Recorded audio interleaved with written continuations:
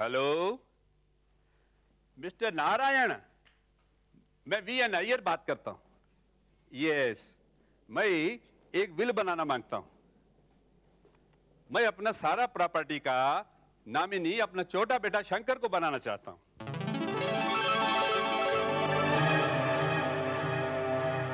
Yes, I know. इसी का वास्ते ही मैं बिल बनाने का डिसाइड किया। यस, बड़ा बेटा, मेरा बड़ा बेटा आनंद मेरे लिए मर चुका है और मैं उसके लिए। Now Shankar is my only son. No, never. Mr. Narayan, do accordingly what I said. Understand? अप्पा, यार है ना? Who are you? शंकर, ये कौन है? इस घर में कैसे आया?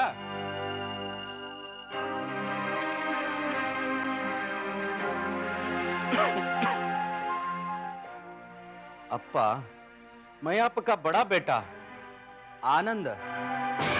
बड़ा बेटा? मेरा बड़ा बेटा 7 साल पहले मर गया था, जब वो अपनी मर्जी से इंटरेस्ट का शादी बनाया था। ऐसा मत कहिए प्लीज, ये बहुत बीमार है। हमारे पास इलाज के लिए तो क्या, खाना खाने के लिए भी पैसा नहीं है।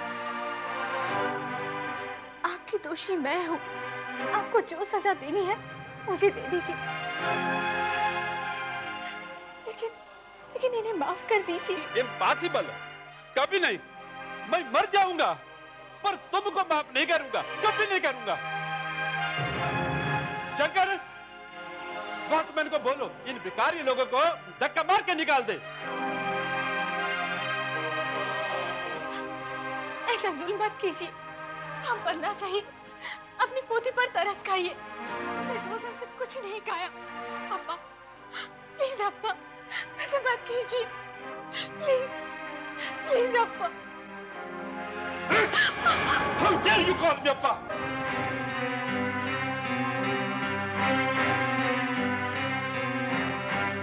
अप्पा! तू मेरे को आंख दिखाता, अपने बाप को आंख दिखाता, अपने आप को आंख दिखाता। अब्बा! अप्पा! Get out! Guys, get out!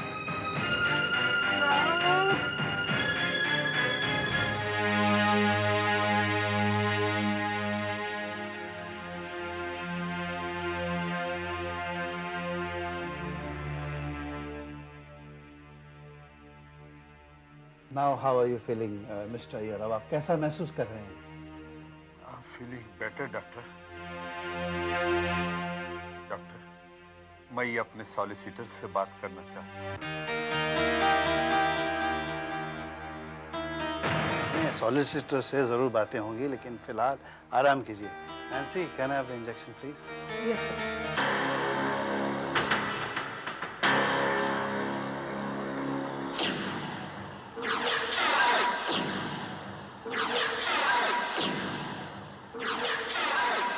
Good, thank you.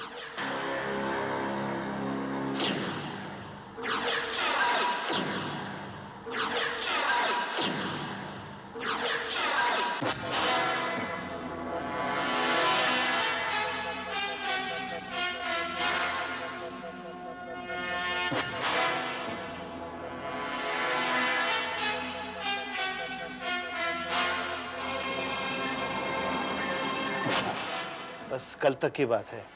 मुझे पूरा यकीन है कि कल सुबह तक आप बिल्कुल नॉर्मल हो जाएंगे।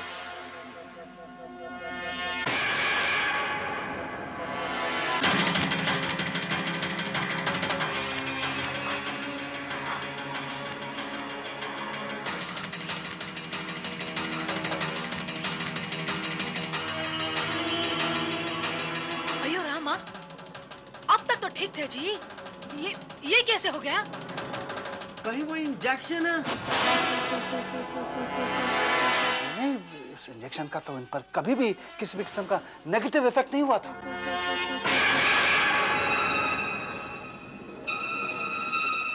अब्बा!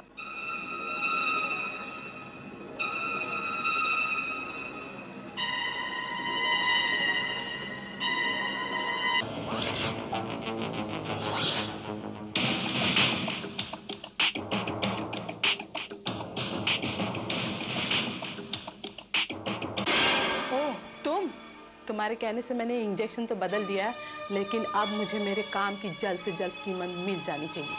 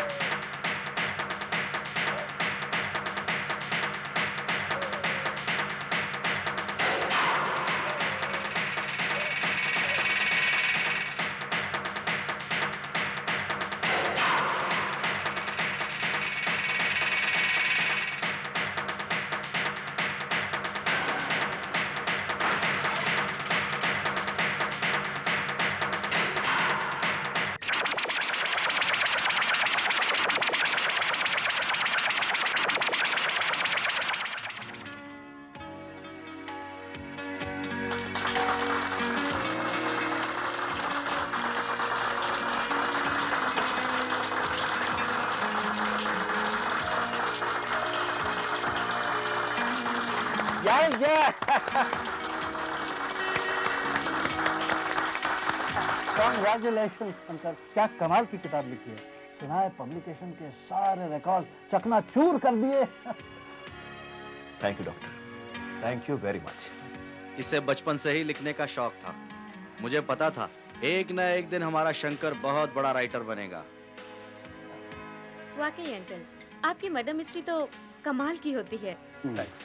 वैसे एक बात बताइए, आपने कभी मर्डर किया है?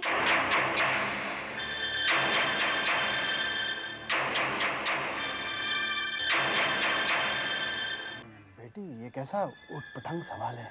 नहीं नहीं, मेरा मतलब है सच में मर्डर होते हुए देखा है? नहीं, देखा तो नहीं है। मैंने देखा है।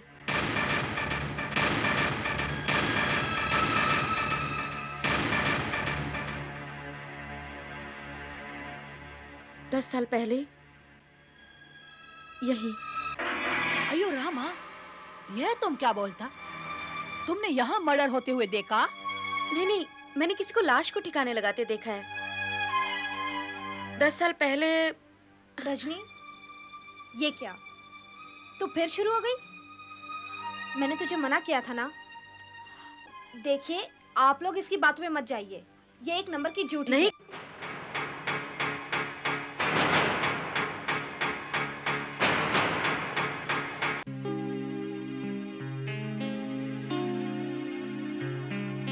हाय समीर। हाय। डैडी।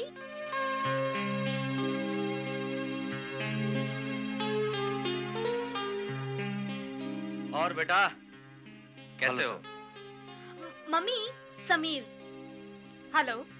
हाय। Sameer, uncle, aunty. Hello. Hi. Hello young man.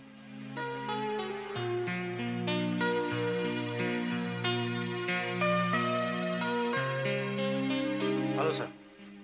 हाय। हेलो। आपके नॉवेल्स का तो मैं बहुत फैन हूँ और क्राइम स्टोरी मुझे बहुत अच्छी लगती है। Thank you very much. और ये यहाँ खास तौर पर इंस्पेक्टर भारत से ही मिलने आए। ये उनके बहुत बड़े फैन हैं। इंस्पेक्टर भारत हैं ही ऐसी पर्सनालिटी। वो तो है, मैं भी उनकी जबरदस्त फैन हूँ। वो सब तो ठीक है, लेकिन अगर वो आए ना तो अपनी झूठी कहानियां लेकर मत बैठ जाना उनके सामने। मगर रजनी। ओके, अगर आप लोग मेरी बातें नहीं सुनना चाहते, ठीक है। चलो समीर, हम डांस करते हैं। Excuse me please. Excuse me dad. Doctor साहब, आपकी बेटी तो बड़ी खतरनाक बातें करती है। बड़ी होकर बहुत बड़ी नॉवेलिस्ट बनेगी।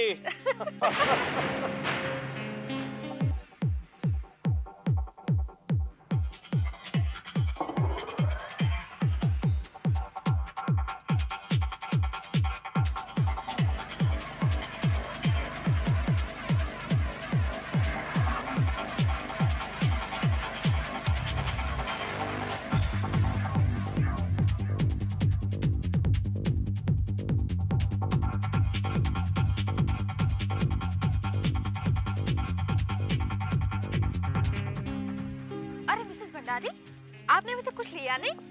और डॉक्टर साहब कहाँ है? मैं उन्हीं को ढूंढ रही थी। मैं आपके लिए ड्रिंक मंगा दूं?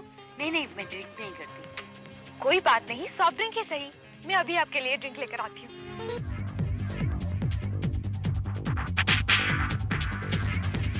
ओह माय गॉड, समीर मैं बहुत थक गई हूँ, मैं जरा फ्रेश होकर आती हूँ, तुम यहीं रुको।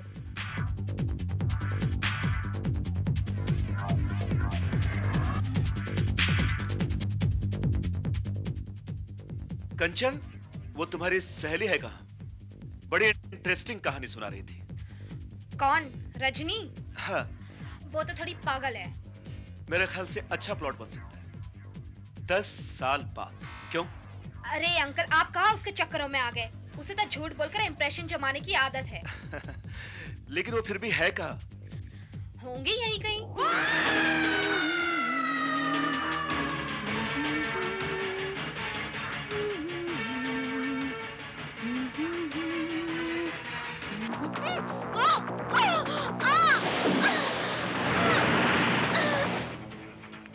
देखो निर्मला, अपनी बेटी को समझा दो।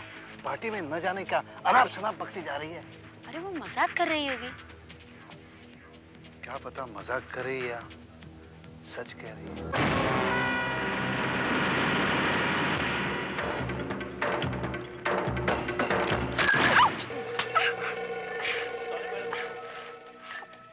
Sorry aunty. क्या हुआ समीर? कुछ नहीं, कुछ नहीं। मम्मी, आपने रजनी को कहीं देखा? नहीं तो क्यों? अरे पता नहीं, वो और समीर दोनों कहाँ गायब हो गए। समीर को तो मैंने अभी अंदर से आते हुए देखा। वो मुझसे टकराया और मेरे कपड़े भी गीले कर दिए। काफी घबराया हुआ था। अकेला था? हाँ, अकेला था और अंदर से आ रहा था। अंदर से?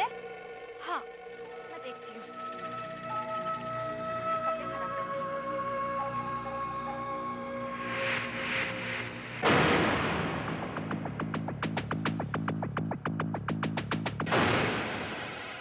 अरे समीर, आर यू ओके? जी हाँ, मैं वो लो, इंस्पेक्टर भारत भी आ गए, तुम्हारे फेवरेट। आओ उनसे मिलाओ।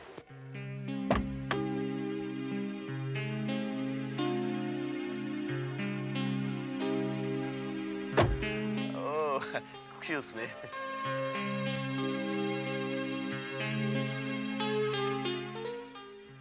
Welcome inspector Bharat. आइए, सभी आपका ही इंतजार कर रहे हैं। Is that so? Yeah.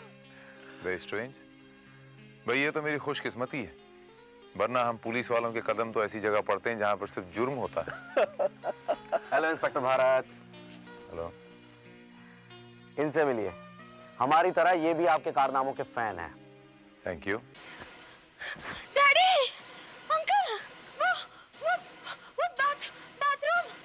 क्या है बाथरूम में? डैडी, लाश। लाश? क्या हुआ? देखो तो जरा, क्या हो रहा है? Excuse me.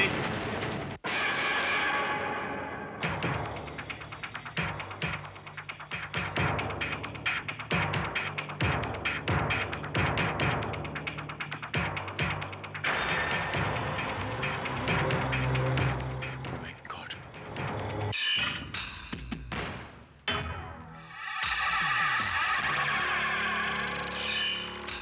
दोस्तों, मैं बोल रहा हूँ, यहाँ पर एक मर्डर हो गया। अपनी पूरी टीम लेकर इमीडिएटली यहाँ पर आ जाओ। Iyer bungalow, mud island. I repeat, Iyer bungalow, mud island. Quick.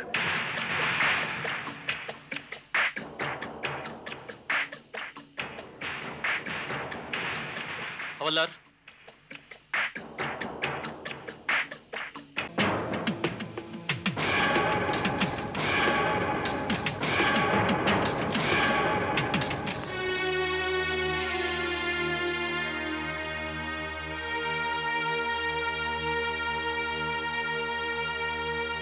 Inspector Bharat, मेरे ख्याल से इट्स एन एक्सीडेंट। पैर फिसल गया होगा और वो बेचारी। Just a moment mister Shankar. सूरत हाल ये कहते हैं कि यहाँ रजनी जी का कत्ल हुआ है।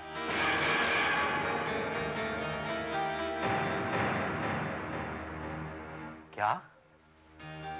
जी हाँ। ओह माय गॉड, यहाँ मौजूद हर आदमी से मेरी दरखास्त है कि जब तक पुलिस की कार्रवाई चल रही है इस हॉल से बाहर एक आदमी नहीं जाएगा। ये इंस्पेक्टर साहब, शायद आपको कोई गलत फहमी हुई है। कोई मेरी बेटी का कत्ल क्यों करेगा? कोई आपकी बेटी का कत्ल क्यों करेगा? कत्ल हो चुका है, पता यह लगाना है कि कत्ल क्यों हुआ है और किसने किया।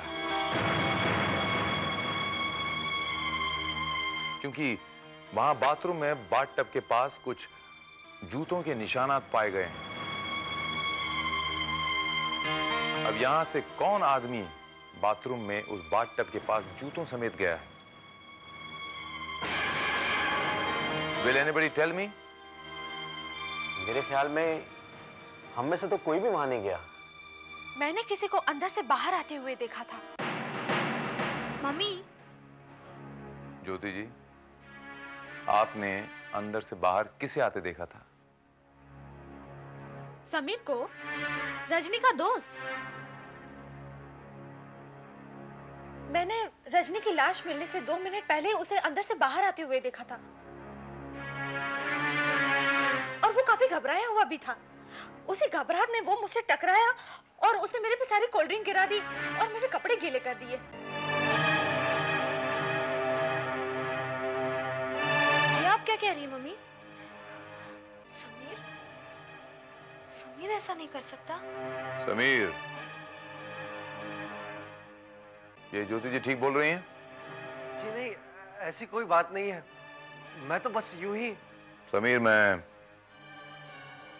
तुम्हारे जूतों के निशान देखना चाहता हूं।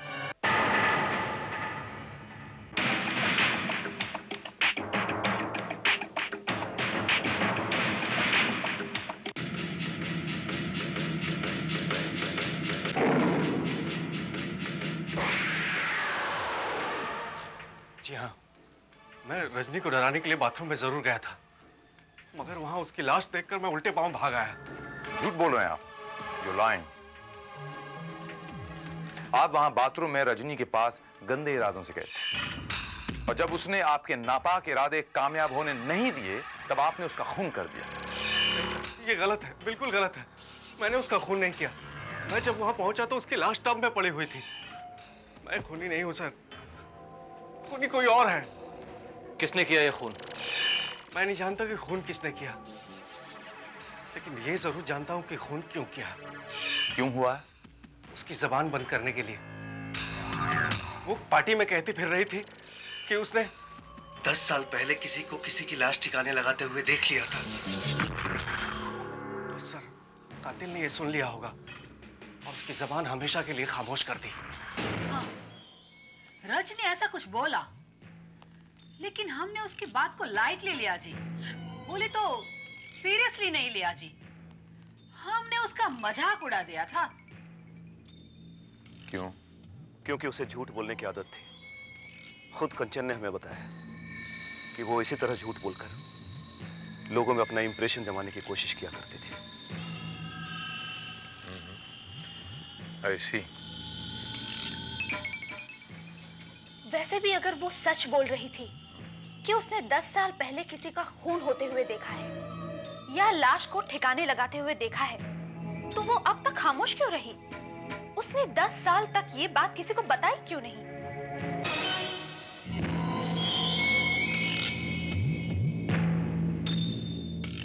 ज्योति जी, you have a point। मुझे लगता है ये लड़का समीर बात का रुख बदलने की कोशिश कर रहा है, क्योंकि इस बात का रजनी के कत्ल से कोई ताल्लुक हो ही नहीं सकता। क्योंकि कंचन ने सबके सामने साफ साफ कहा था कि रजनी को झूठ बोलने की बीमारी है। वो अक्सर ऐसा करती थी, दूसरों के साथ गुजरी घटनाएं अपने नाम के साथ सुनाया करती थी। उसकी इसी झूठी कहानी बनाने की आदत ने उसकी जान ले ली।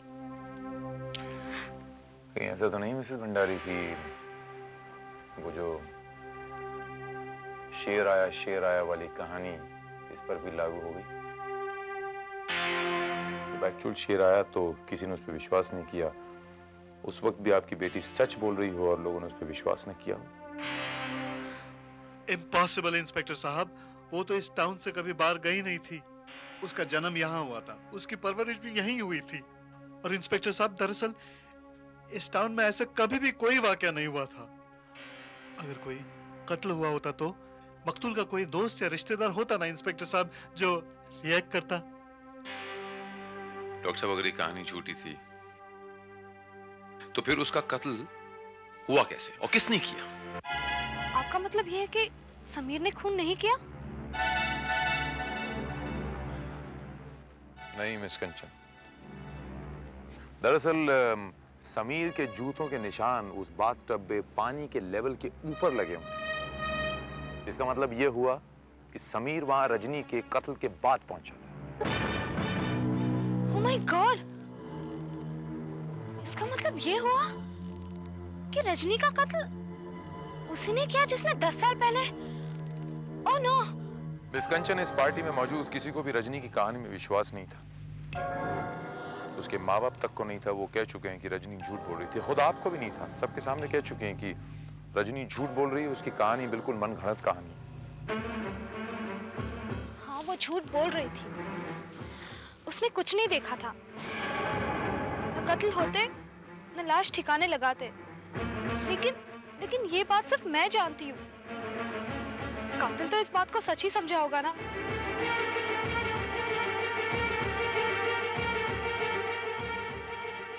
क्या मतलब? अगर रजनी की कहानी झूठी थी तो फिर इसका मतलब कत्ल हुआ ही नहीं था। तो कातिल कहां से आया? मैंने आपसे कहा ना इंस्पेक्टर साहब, वो झूठ बोल रही थी। उसने कुछ नहीं देखा था। मगर हाँ, कत्ल हुआ था। लाश ठिकाने लगाई गई थी। मगर लाश ठिकाने लगाते हुए रजनी ने नहीं, मैंने देखा था। What? जी।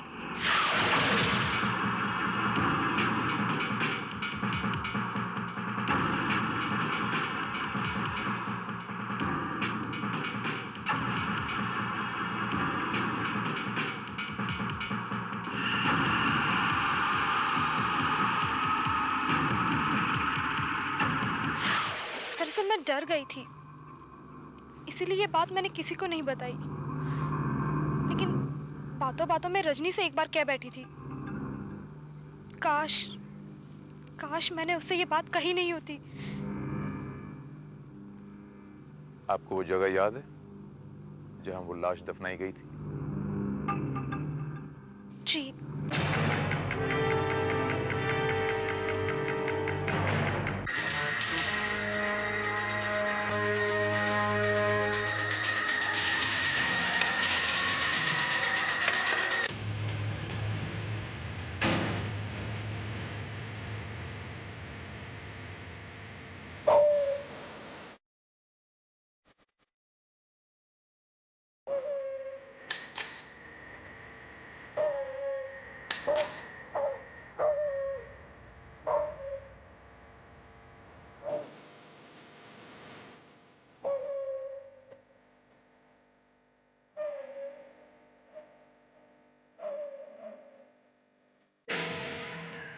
So ये syringe.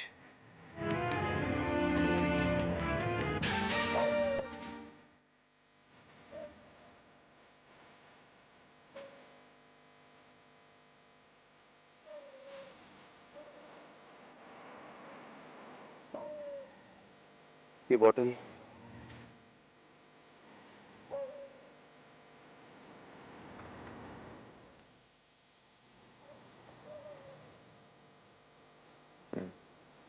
और ये ब्रेसलेट।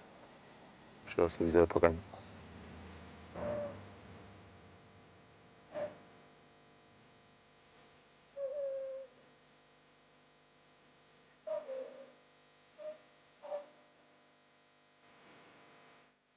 क्रिस्टोफर। क्रिस्टोफर? कौन क्रिस्टोफर? मिस्टर भंडारी, शंकर ने बताया कि क्रिस्टोफर नाम की किसी नर्स को आपने अपनी देखभाल के लिए रखा था।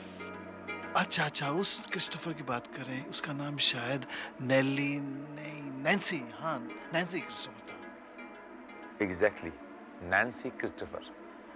जहां तक मेरा ख्याल है वो तो 10 साल पहले ही मेरा नर्सिंग होम छोड़ के चली गई थी। जाते जाते वो मेरे लिए एक टाइप लेटर छोड़ के गई थी जिसमें उसने लिखा था कि इससे बेहतर नौकरी कहीं और मिली है, इसलिए जा रही हूं मैं। ये कितना अरसा पहले की बात होगी? भाई तारीख तो मुझे याद नहीं, लेकिन इतना जरूर याद है कि जिस दिन मिस्टर अय्यर की मौत हुई थी उसके दूसरे दिन से ही उसने अपनी शक्ल कभी नहीं दिखाई। मिस्टर अय्यर हार्ट अटैक से मरे थे ना? हार्ट अटैक तो उन्हें जरूर हुआ था, लेकिन इंस्पेक्टर साहब उनकी मौत जो हुई थी वो इंजेक्शन के गलत इफेक्ट से हुई थी। हाँ, यस आई रिमेम्बर। हालांकि उस इंजेक्शन का कभी भी नेगेटिव इफेक्ट उन पे हुआ नहीं था, लेकिन कमाल की बात है इंस्पेक्टर साहब, जैसे ही मैंने उनको वो इंजेक्शन दिया था ना, उसके बाद तुरंत उनकी तबीयत बिगड़ती गई। या yes I remember distinctly, yes. Just moment mister Bhandari, वो इंजेक्शन आपने मिस्टर अय्यर को दिया था या आपकी नर्स ने दिया था? इंजेक्शन तो मैंने दिया था, लेकिन वो इंजेक्शन नैन्सी ने मेरे हाथ में थमाया था। हाँ श्रीवास्तव सर। उस बाथरूम से सारे एविडेंस इकट्ठा हो गए? ये सर, वो तमाम एविडेंस मैंने कलेक्ट कर लिए। नहीं श्रीवास्तव, बाकी के सारे एविडेंस तो तुमने इकट्ठा कर लिए श्रीवास्तव, लेकिन एक सुराग भूल गए हो, उस बाथटब का पानी।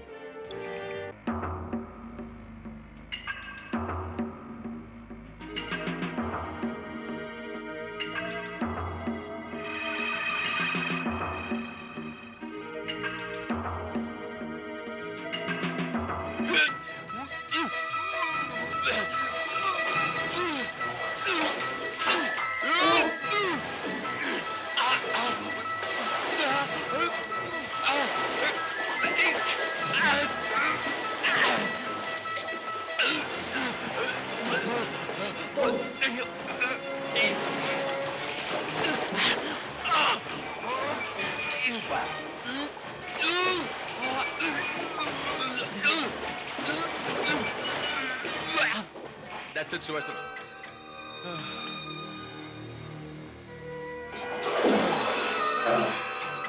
Are you all right, sir? या श्रीवास्तव, I'm okay.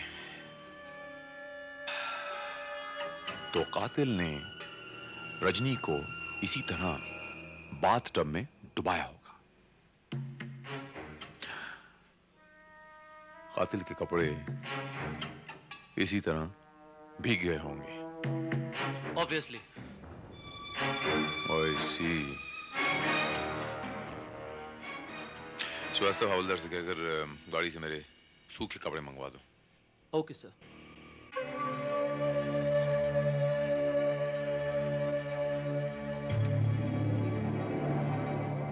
मैं जानता हूं इतनी रात तक आप लोगों को मैंने यहाँ पर रुकाया, थोड़ा सा इनकन्वीनियंट है, लेकिन मैटर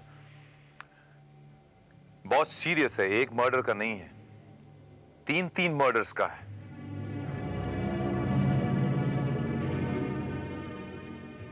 तीन कत्ल?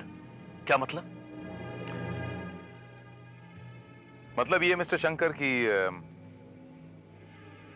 जिसने रजनी का खून किया है, बाकी के 2 खून भी उसने किए।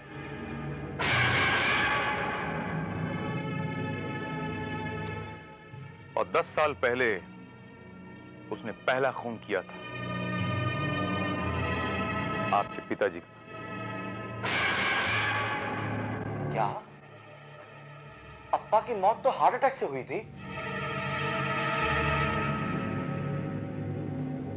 हार्ट अटैक से नहीं मिस्टर आनंद, उनकी मौत एक इंजेक्शन से हुई थी। वो इंजेक्शन जो नर्स नैन्सी क्रिस्टोफर ने बदल दिया था। क्या नर्स ने इंजेक्शन बदल दिया? जी। पर उसने ऐसा क्यों किया? शायद पैसों के लिए। उसे ऐसा करने के लिए कहा गया था, और ये काम करने के बाद कातिल ने उसको भी मार दिया ताकि मिस्टर अय्यर की मौत राज रहे। अयो रामा, ये सब आपको कैसे मालूम पड़ा जी?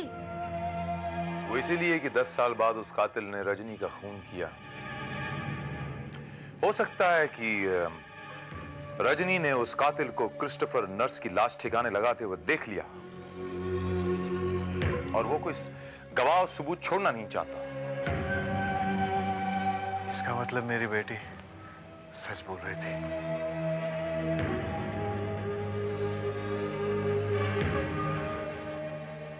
जी नहीं डॉक्टर भंडारी, आपकी बेटी वाकई झूठ बोल रही है, लेकिन कातिल उसे सच समझ बैठा, क्योंकि 10 साल पहले उस कातिल को किसी ने वो लाश ठिकाने लगाते देख लिया था। ओह माय गॉड, इसका मतलब कि रजनी धोखे से मारी गई?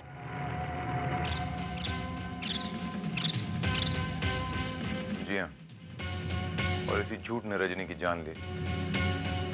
लेकिन इससे एक फायदा ये हुआ कि कातिल बेनकाब हो गया, जो 10 सालों से लोगों की आंखों में धूल झोंक रहा। अयो, आपको पता है जी कातिल कौन है? जी हाँ, अब पता चल गया। वो पानी जिसमें रजनी को डुबा के मारा गया था, वो कातिल की सबसे बड़ी निशानी बन गया। क्या मतलब? मतलब यह है समीर बाबू कि आपके कपड़े गीले क्यों हैं? मौसम तो खुशगवार है, पसीना आने का सवाल ही नहीं पैदा होता, तो आपके कपड़े गीले कैसे हो गए? जी वो मैं आंटी से टकरा गया था, इसकी वजह से कोल्ड ड्रिंक मुझ पर गिर गई थी, उसी से थोड़ा सा कोट गीला है। मिस्टर समीर, मुझे पूरा यकीन है कि जिस किसी ने भी रजनी को बाथटब में डुबा के मारा है, उसके कपड़े बिल्कुल गीले होंगे, और इस पूरी पार्टी में आपके अलावा किसी के कपड़े गीले नहीं। मिस्टर समीर, मुझे पूरा यकीन है कि जिस किसी ने भी रजनी को बाथटब में डुबा के मारा है, उसके कपड़े बिल्कुल गीले होंगे, और इस पूरी पार्टी में आपके अलावा किसी के कपड़े गीले नहीं।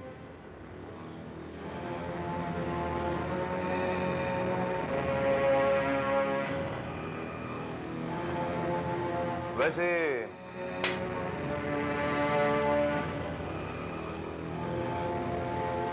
ज्योति जी, आपके कपड़े भी काफी गीले हैं, बता सकती हैं ये कैसे गीले हो गए? जी हाँ, वो समीर मुझसे टकराया था तो सारा कोल्ड ड्रिंक का ट्रे मुझ पर गिर गया और ये मेरे कपड़े गीले हो गए।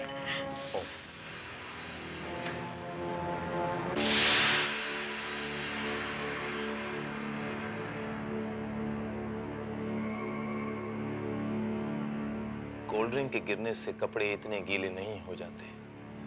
क्या मतलब? मतलब ये मोहतरमा कि कोल्ड ड्रिंक का ट्रे अगर आपके ऊपर गिरा है तो बॉडी के ऊपर गीला होना चाहिए, नीचे नहीं। और यहाँ तो आगे से लेके पीछे तक आपके कपड़े बिल्कुल पानी में ड्रेंच्ड हैं। पर एक्सक्यूज मी, आपकी सैंडल भी बिल्कुल पानी में ड्रेंच्ड है।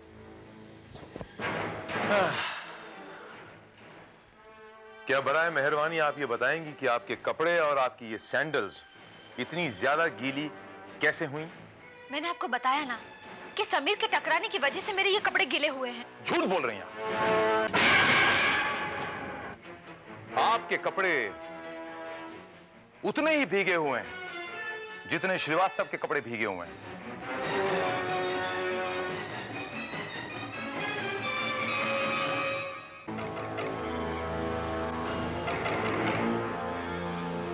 मम्मी, जवाब दीजिए mummy.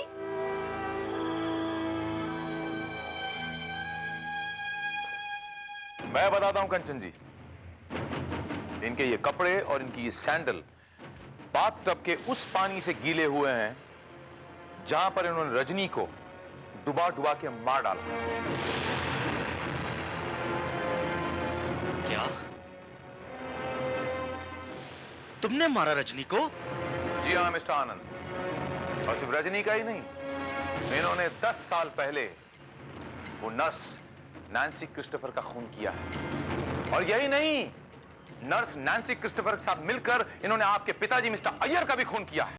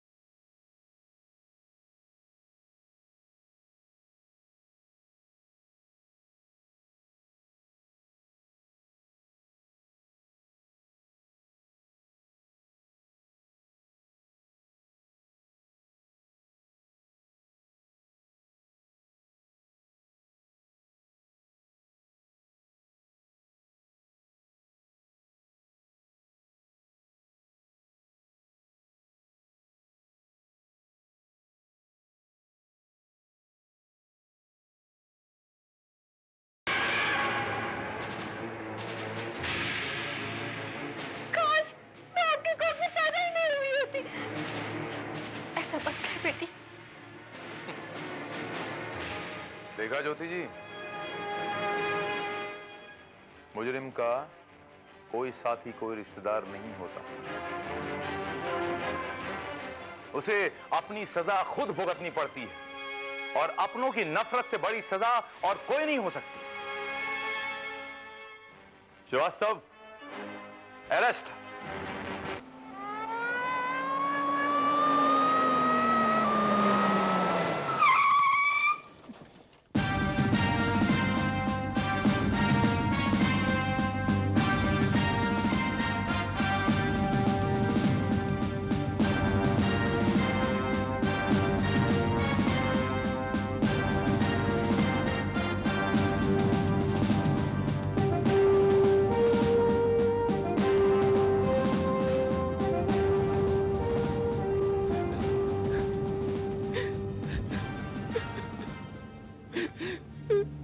It's a rape case sir. इस लड़की के साथ जबरदस्ती करने के बाद गला घोंट के इसका कत्ल कर दिया गया। There is no clue, no fingerprint sir.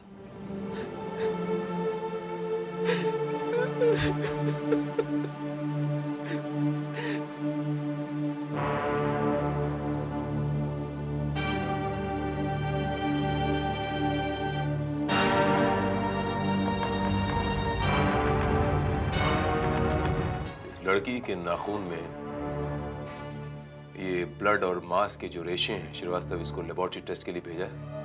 Yes sir. आप लड़की के ये मेरी बेटी है, इसके सिवा मेरा दुनिया में कोई नहीं है। आप बता सकते हैं कि आपकी गैर मौजूदगी में लड़की से मिलने आपके घर में कोई आता था, लड़की के फ्रेंड्स वगैरह या कोई ऐसा? नहीं, कोई नहीं। हाँ, एक बार उसने बताया था कि एक लड़का उसे बहुत परेशान करता था, उसका पीछा क्या करता था। उस लड़के का कोई हुलिया बता सकते हैं आप? नहीं, लेकिन यकीनन ये अमीर बाप की एक बिगड़ी हुई औलाद है साहब। नीतू ने बताया था कि वो हमेशा नई नई मॉडल की गाड़ियां लेकर आता था साहब। और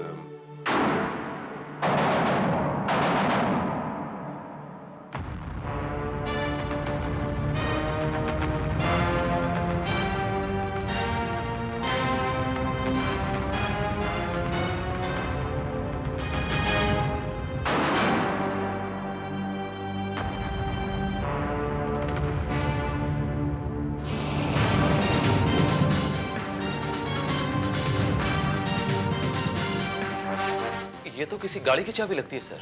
थंडर। श्रीवास्तव, अगर मैं गलत नहीं हूं तो मैंने एक हफ्ता पहले गाड़ियों के मैगजीन में इस गाड़ी के बारे में पढ़ा था। ये बहुत कीमती गाड़ी है और ये शहर में सिर्फ 3 लोगों के पास है।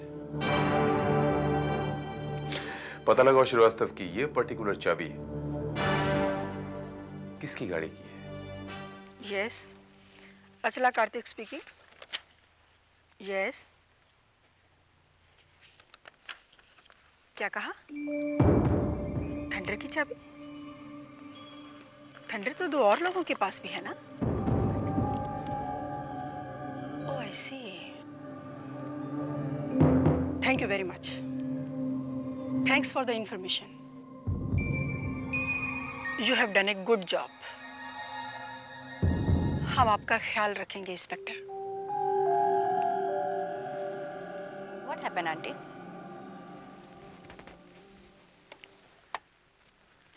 पुलिस को एक लड़की की लाश मिली है जिसका उसके घर पर ही रेप किया गया है और वहां उन्हें एक थंडर की चाबी मिली है। थंडर की चाबी? लेकिन वो गाड़ी तो आजकल ब्रिजेश के पास रहती है ना aunty. Yes, that is the real problem. कहीं वो चाबी सचमुच ब्रिजेश की हुई तो क्या आंटी, ये तो और अच्छा होगा। ब्रिजेश आपके रास्ते से हट जाएगा और फिर सब कुछ आपका होगा। Shut up! सौतेला ही सही, वो आखिर मेरा बेटा है। मैंने उसे पाल पोस कर बड़ा किया है। मैं जानती हूँ तुम ब्रिज की बर्बादी क्यों चाहती हो।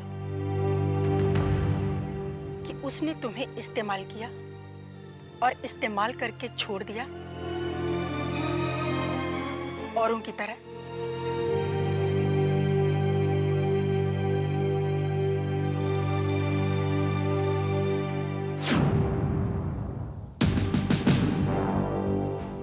सर, ये चाबी ना तो केतन शाह की गाड़ी में लगी और न ही रजत का पड़िया की। इसका मतलब यह हुआ कि ये चाबी अचला कार्तिक की थंडर की चाबी है। और ये थंडर की चाबी ब्रजेश की ही होगी।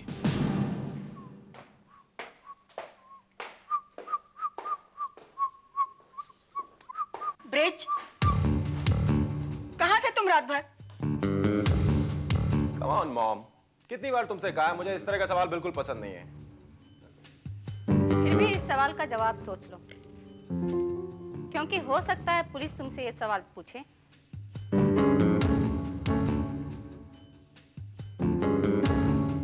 पुलिस? हाँ, पुलिस। तुमने क्या सोचा कि पुलिस को कुछ पता नहीं चलेगा? तुम्हें तो घर वापस आने की बेवकूफी करनी ही नहीं चाहिए थी, लेकिन तुम। आप क्या कह रही हैं मॉम, मुझे कुछ समझ नहीं आ रहा है। अगर तुम अपनी भलाई चाहते हो तो फौरन यहाँ से निकल जाओ। पुलिस का कोई भरोसा नहीं, किसी भी वक्त यहाँ पर पहुँच सकती है। आ नहीं सकती मिसेस कार्तिक, पुलिस पहुंच गई।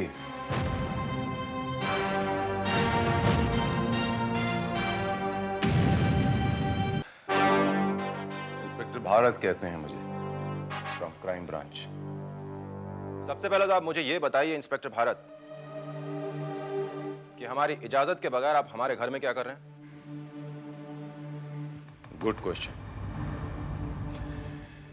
एक तफ्तीश कर रहे हैं। एक मासूम सी लड़की का बलात्कार हुआ है और मर्डर हुआ है। आपके पास एक इंपोर्टेड गाड़ी है ना, वो थंडर? Yes. वो गाड़ी इस वक्त कहाँ है? देखिए इंस्पेक्टर, हमारे पास 2500 गाड़ियां हैं, जब जो दिल करता निकाल लेते हैं। मुझे आपकी उन 25 गाड़ियों में कोई इंटरेस्ट नहीं है ब्रजेश बाबू। मुझे आपकी उस गाड़ी में इंटरेस्ट है जिसका नाम है थंडर। उसकी चाबी कहाँ है? चाबी? वो चाबी जिस लड़की का बलात्कार हुआ है वहां से बरामद हुई।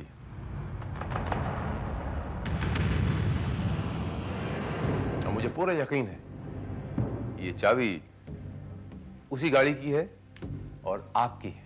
ये चाबी वहां कैसे पहुंची?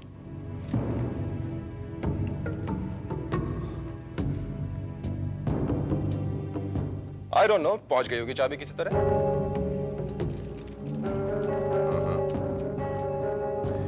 मैं आपको बताता हूं ब्रजेश बाबू, दरअसल वो चाबी इसी गुच्छे का एक हिस्सा है। शीना जप्टी में उस लड़की के हाथ में वो चाबी इस गुच्छे से निकल गई और कहीं गिर गई। आपके कहने का क्या मतलब है इंस्पेक्टर? कि मेरे कहने का मतलब यह है मिसेस कार्तिक, या आपके बेटे ने एक मासूम लड़की का बलात्कार किया, उसके बाद खून किया आपके बेटे ने। देखिए इंस्पेक्टर, आप नहीं जानते कि आप किस पे इल्जाम लगा रहे हैं, और आप इस चाबी के बूते पे कुछ साबित नहीं कर सकते, क्योंकि ये चाबी कहीं भी गिर सकती है और इसे कोई भी कहीं भी छोड़ के आ सकता है।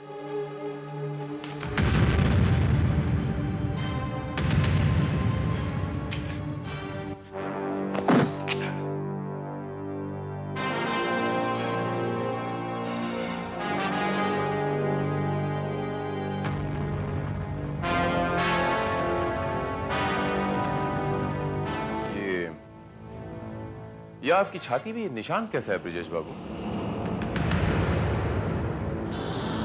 उस लड़की के नाखून में आपका ये मांस और आपका ये खून मौजूद है।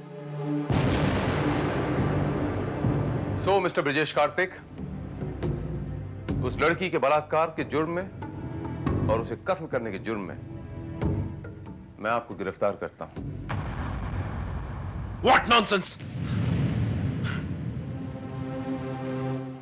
Srivastava, sir, arrest him. Just just minute inspector Srivastava, देखो तुम तो काफी समझदार हो। क्या इंस्पेक्टर भारत को भी थोड़ा बहुत कुछ ले देकर मामला सुलझाया नहीं जा सकता? What nonsense are you talking, Mrs. Karthik?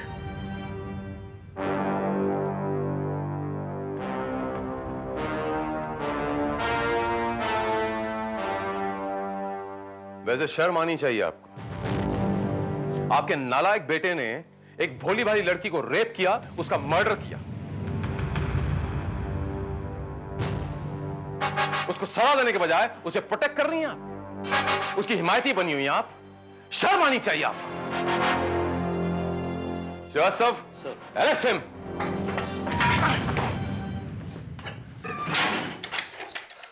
Inspector Bharat, तुम ये ठीक नहीं कर रहे हो। मैं तुझे छोड़ूंगा नहीं। बेटा, आज तुमने बता दिया है गरीबों का सिर्फ भगवान नहीं कानून भी होता है, वरना इन अमीरों ने इस कानून को अपना प्रॉपर्टी बना दिया है। चुप कर बुड्ढे। इसे छोड़ना नहीं बेटा, इसे फांसी दिलवा देना।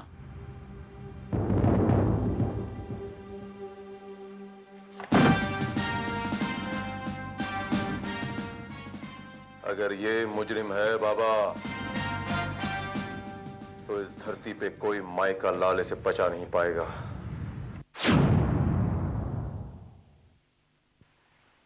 देखिए मिसेस कार्तिक, इस केस में मैं आपकी कोई सहायता नहीं कर सकता, क्योंकि मैं एक सरकारी वकील हूं, इसलिए मैं आपके बेटे का केस नहीं लड़ सकता। जानती हूँ, क्योंकि आपका काम है मुलजिम को दोषी साबित करना, न कि बचाना।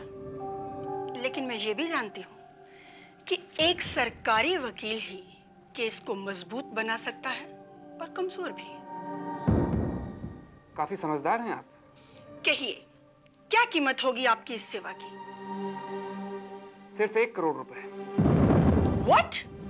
आपका दिमाग तो ठीक है? इतने छोटे से काम की इतनी बड़ी कीमत? ये मेरी कीमत नहीं है, ये आपके बेटे के जान की कीमत है। और वैसे भी ये रुपया मुझे कुछ दूसरे लोगों में भी बांटना पड़ेगा, सोच लीजिए। ओके, मुझे मंजूर है।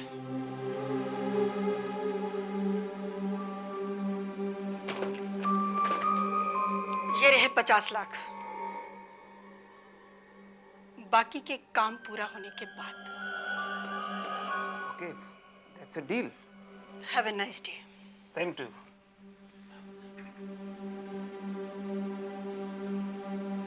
Thank you very much.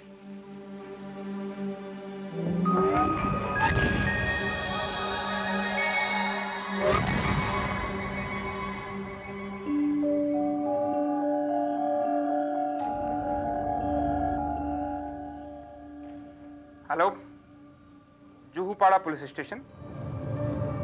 साहब हम जाए? हाँ, तुम निकल जाओ, मुझसे कुछ लोग मिलने आने वाले हैं, मुझे काफी देर हो जाएगी, तुम निकल जाओ। जी साहब।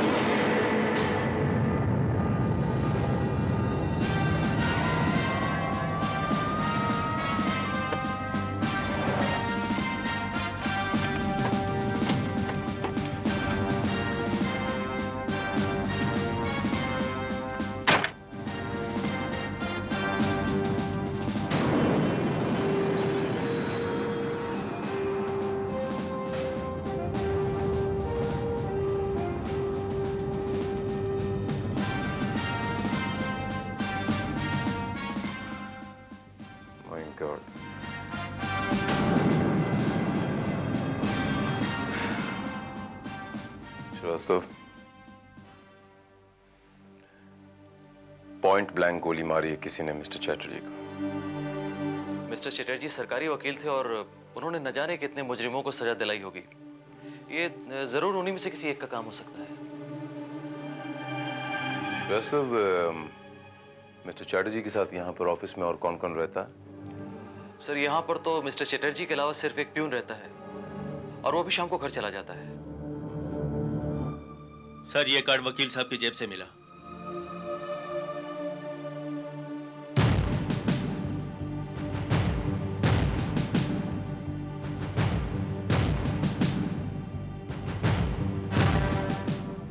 मिसेस अचला कार्तिक। इंस्पेक्टर भारत, मुझे इस बात से इनकार नहीं है कि मैं एडवोकेट चटर्जी को मिलने गई थी। वो इसलिए ताकि मैं अपने बेटे के केस के सिलसिले में उनकी सर्विसेज हासिल कर सकूं। That's all. झूठ बोल रही हैं आप मिसेस कार्तिक। जहां तक मेरा ख्याल है, मिस्टर चैटर्जी एक सरकारी वकील हैं और सरकारी वकील प्राइवेट केसेस नहीं लिया करते। और फिर आपके पास तो मेहता मेहता फर्म है, आपने ऑलरेडी हायर की हुई है, तो फिर आप सरकारी वकील क्यों हायर करेंगी? एडवोकेट चटर्जी खुद इस केस को नहीं ले सकते थे, मगर वो इसे कमजोर तो बना सकते थे। क्या मतलब है आपका?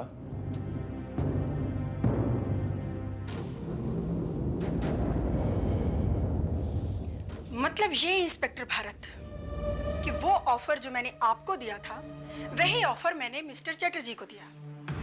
वो ज्यादा समझदार निकला, उसने मेरा ऑफर एक्सेप्ट कर लिया और ये प्रॉमिस किया कि केस वैसे ही दर्ज होगा जैसे मैं चाहूंगी। क्या मतलब? मतलब ये कि दौलत में बहुत ताकत होती है। क्यों इंस्पेक्टर श्रीवास्तव, मैं ठीक कह रही हूँ ना?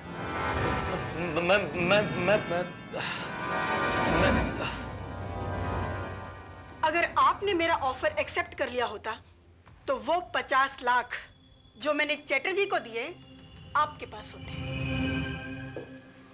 50 लाख? कौन से 50 लाख? वैसे मैं अगर चाहूं तो आपका मुंह तोड़ जवाब दे सकता हूं। जस्ट फॉर इंफॉर्मेशन सेक, चैटर्जी के पास कोई 50 लाख रुपए नहीं मिले। क्या? जी हाँ। इसका मतलब है कि उन रुपयों के लिए चटर्जी का खून किया गया था और चटर्जी के मरने के बाद वो रुपए लेकर गायब हो गया हो। बाबा मैं तो बोलता हूँ शराफत की जिंदगी में कुछ नहीं रखा है। एक बार बड़ा हाथ मारने का और आराम से बैठ के खाने का। बोले तो आर या पार, क्या समझा? कौन है बे रघु के कंधे पे हाथ रखने वाला? Inspector Bharat from crime branch.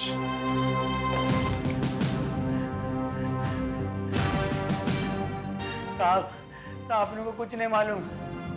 सरासर झूठ बोल रहे हो तुम। तुम्हें सब मालूम।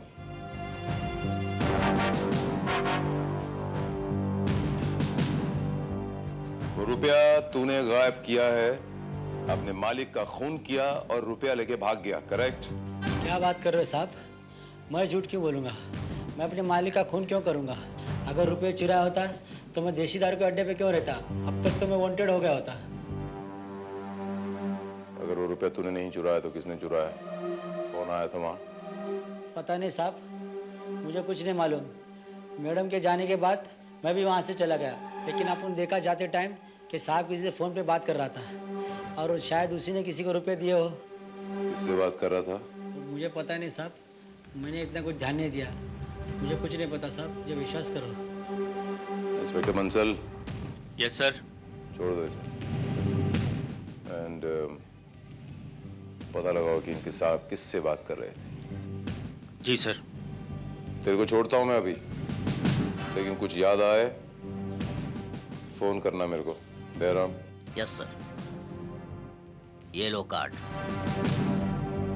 हाँ, वो जो लिस्ट मंगाई थी मैंने, वो चैटर्जी ने जो फोन कॉल्स किए थे, या अगर आ गई हो तो ले आना जरा।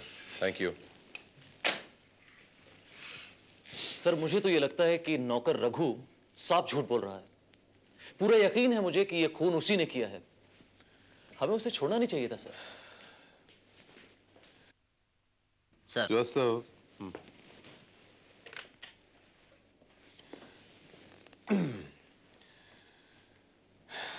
श्रीवास्तव, ये लीजिए pen sir. Thank you Srivastava.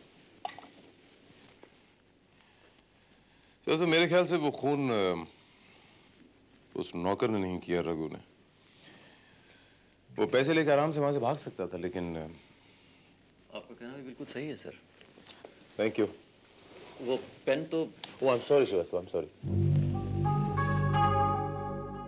दरअसल सर, हर बार मेरे तमाम पेन इसी तरह से गायब हो जाते थे, लेकिन इस बार मैंने इस पेन पर एक मार्क लगा रखा है।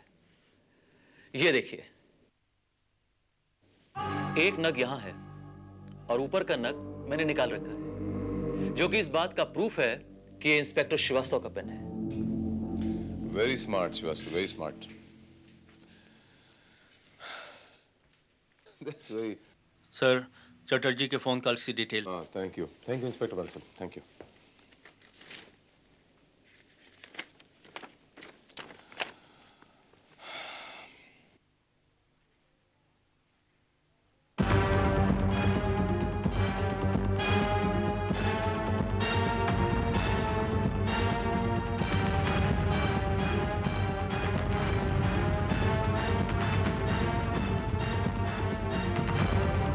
चैटर्जी का खून हुआ था श्रीवास्तव, उस दिन मिस्टर चैटर्जी का स्टेशन पे फोन आया था, इस पुलिस स्टेशन पे? जी हाँ, तो ऐसा कोई फोन नहीं आया। Are you sure? I'm very much sure, sir. लेकिन श्रीवास्तव, हो सकता है कि फोन किसी और ने अटेंड किया हो सकता है सर, और लेकिन ये भी पॉसिबल है कि अगर किसी और ने फोन अटेंड किया था तो कम से कम हमको वो बताता तो कि ऐसा फोन आया था यहाँ पे। लेकिन हमारी लिस्ट तो ये कहती है श्रीवास्तव कि यहाँ पर फोन आया था, ये देखिए नंबर है और बाकायदा 1.5 मिनट बात हुई है, ये देखिए टाइम ड्यूरेशन भी लिखा हुआ। लेकिन सर, ये भी हो सकता है कि लिस्ट बनाने वालों से, इस रिपोर्ट को तैयार करने वालों से कोई मिस्टेक हो गई हो और नंबर गलत आ गया हो सर। हो सकता है।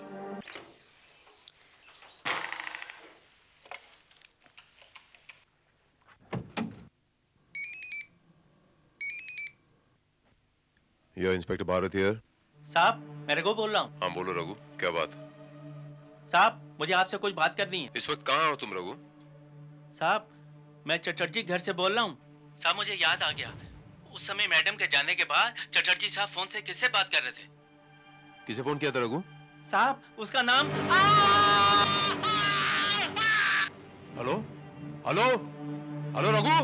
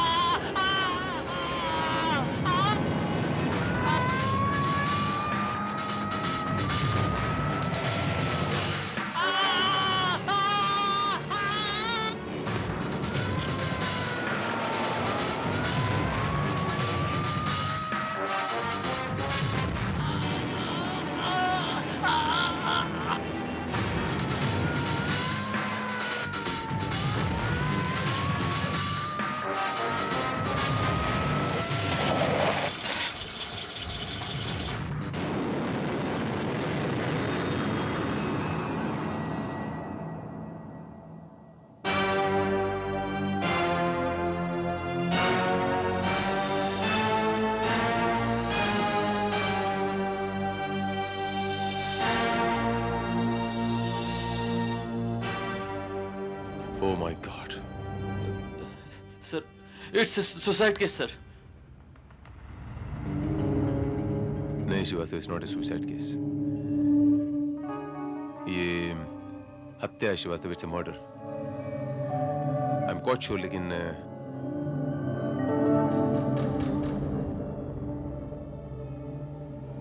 श्रीवास्तव, तुम यहाँ पर कैसे? मुझसे पहले?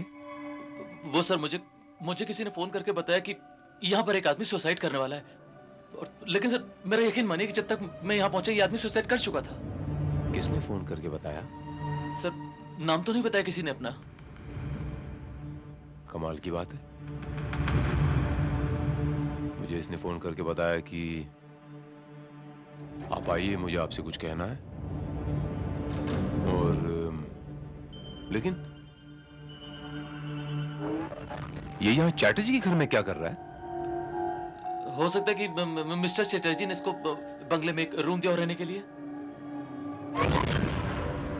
एनीहाउ श्रीवास्तव, वो fingerprints expert and photographer, please arrange it as fast as possible. Okay, thank you.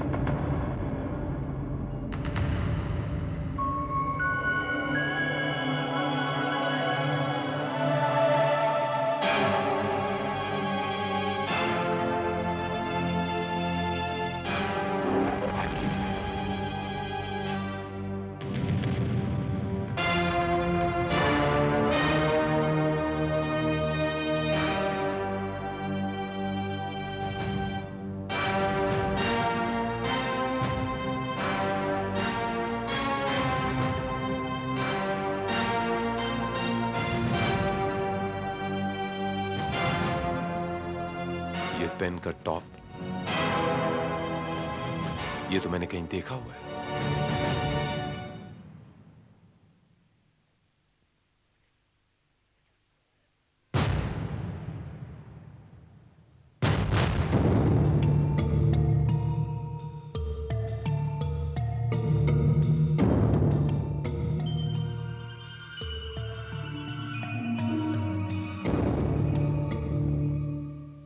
Sir,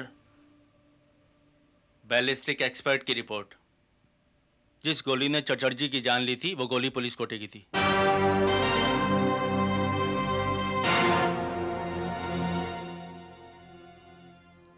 police कोटे की? Yes sir. I can't believe this.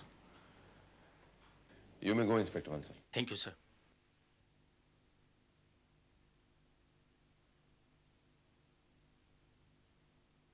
इसका मतलब? सर, मैं आपको कुछ बताना चाहता हूँ।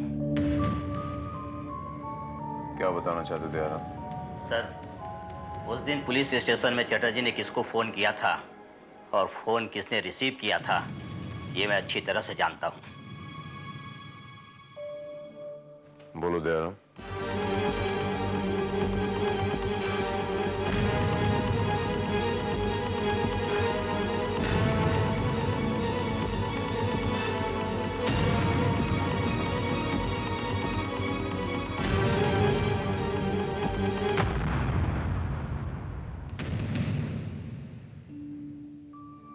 तुम सच कह रहे हो दयाराम?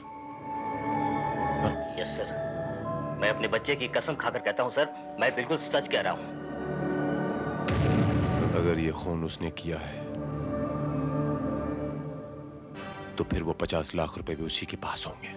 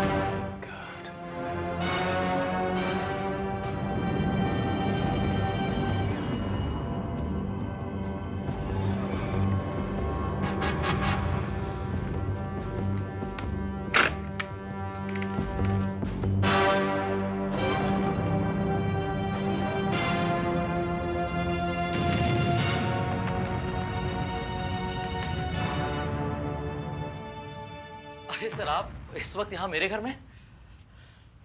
श्रीवास्तव, मुझे तुम्हारी सर्विस रिवॉल्वर चाहिए। लेकिन श्रीवास्तव, मैंने कहा मुझे तुम्हारी सर्विस रिवॉल्वर चाहिए।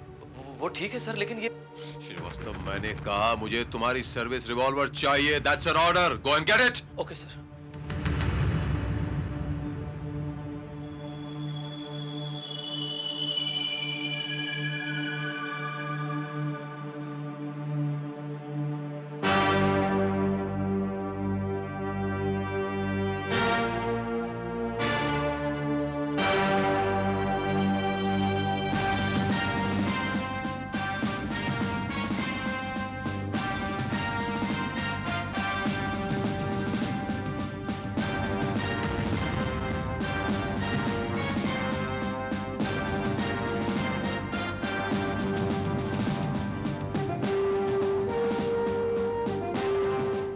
ये लीजिए। Thank you Srivastava.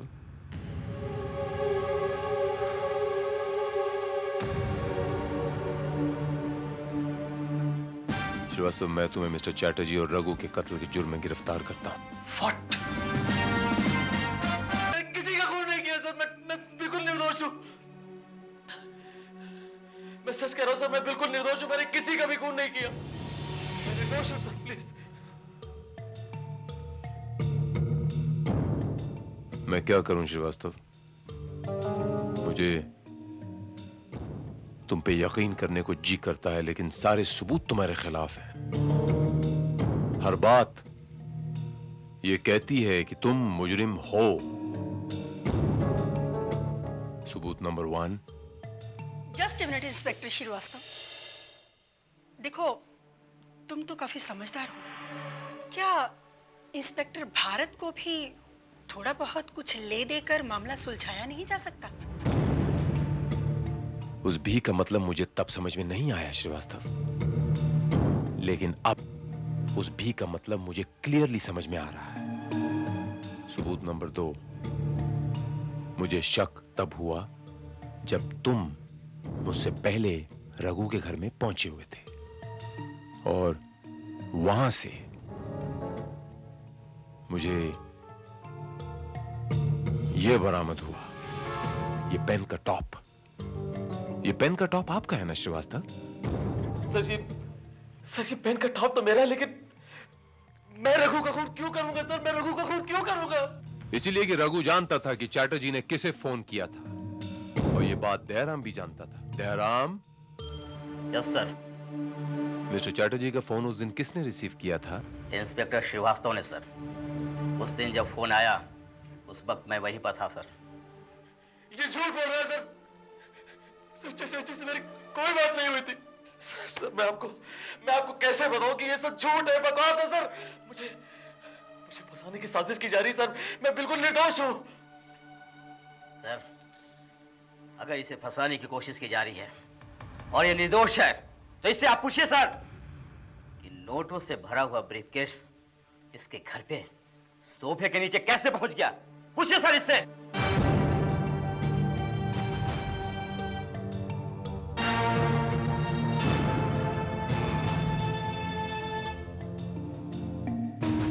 पूछिए सर, पूछिए इससे।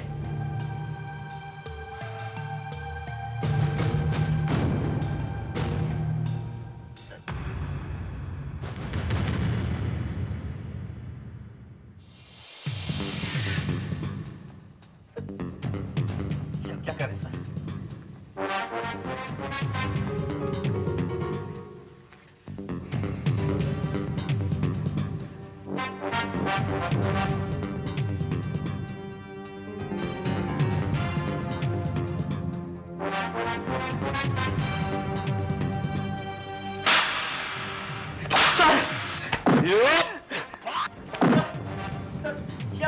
क्या कर रहे हैं सर?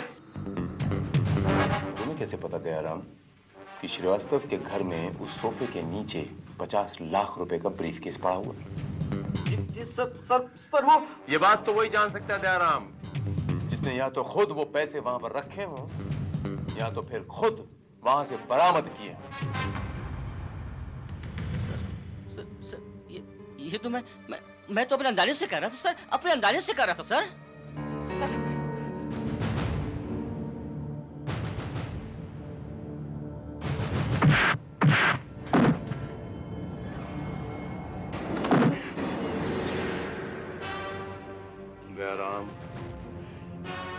रुपया तुमने श्रीवास्तव के वहां सोफे के अंदर ब्रीफकेस में तुमने खुद रखा है।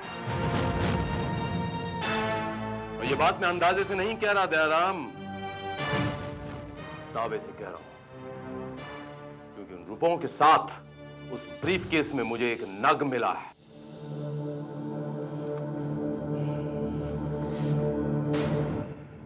ये नग तुम्हारी अंगूठी का है दयाराम।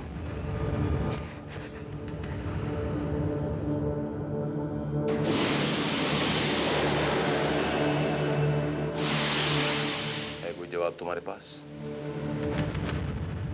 हवलदार दयाराम, तुम? हवलदार दयाराम, जिसने इंस्पेक्टर श्रीवास्तव बन के मिसेस कार्तिक के साथ बात की और चैटर्जी का फोन भी इसी ने रिसीव किया था। उसके बाद मिस्टर चैटर्जी का इसने खून किया, वहां से ये 50 लाख रुपए लेके भागा और इसने तुम्हारे घर में वो रुपए प्लांट कर दिए ताकि शक तुम पे जाए श्रीवास्तव। ऐसा तुमने क्यों किया हवलदार दयाराम? कानून की आंखों में धूल क्यों झोंकी तुमने? मैं तुमसे पूछता हूं, कानून की आंखों में धूल क्यों झोंकी तुमने? कानून की आंखें कहां होती है सर? कानून तो अंधा होता है, वरना क्या उसे मेरे इकलौते बेटे की बेगुनाही नजर नहीं आती? उसकी बेगुनाही नजर नहीं आती सर?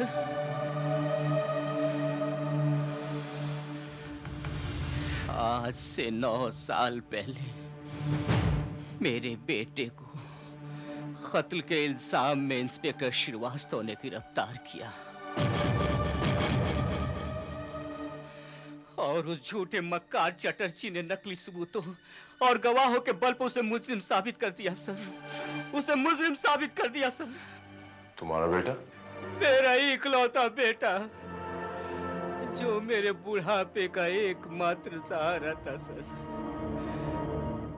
जेल में एड़ियां रगड़ रगड़ कर मर गया, जिसके गम में मेरी बीवी पागल हो गई। पागल हो गई मेरी बीवी।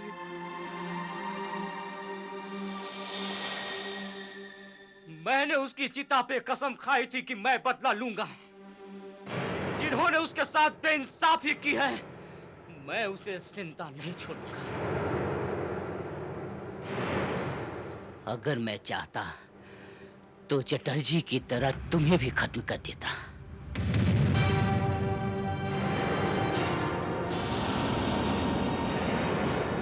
तुम?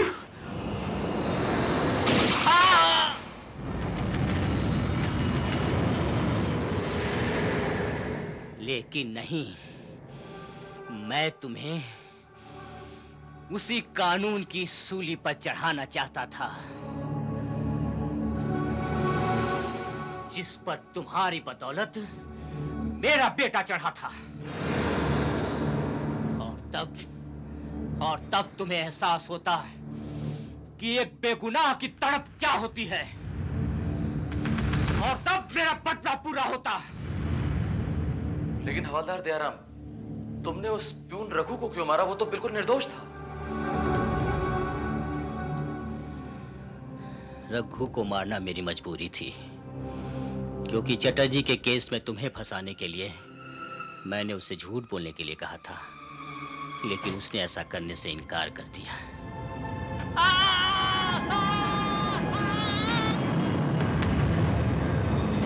और फिर मैंने ही फोन करके तुम्हें वहां बुलाया ताकि इंस्पेक्टर भारत का तुम पर शक और भी बढ़ जाए।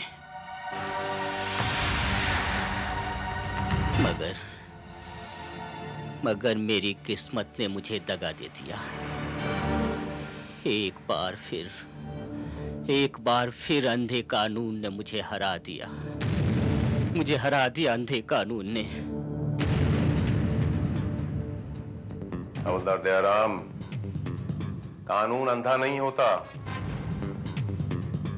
कानून की 2 आंखें हैं, सबूत और गवाह। ये 2 आंखें होती हैं कानून की। अगर जज्बातों के बिना पर कानून अपने फैसले सुनाने लग जाए तो फिर ब्रिजेश जैसे दरिंदे कानून के शिकंजे में कभी नहीं आएंगे। वो बाहर खुले घूमेंगे और किसी मासूम को अपनी हवस का शिकार बनाएंगे और उसके पैसे वाले माँ बाप अपने पैसे के मुकद्दर से उन्हें कानून के शिकंजे से फिर से बचा लेंगे। मारने वाले से बचाने वाला बड़ा होता है हवलदार दयाराम। अगर 2 इंसानों को मारने के बजाय तुमने 2 इंसानों को बचाया होता तो आज तुम्हारे बच्चे की आत्मा को शांति जरूर मिलती।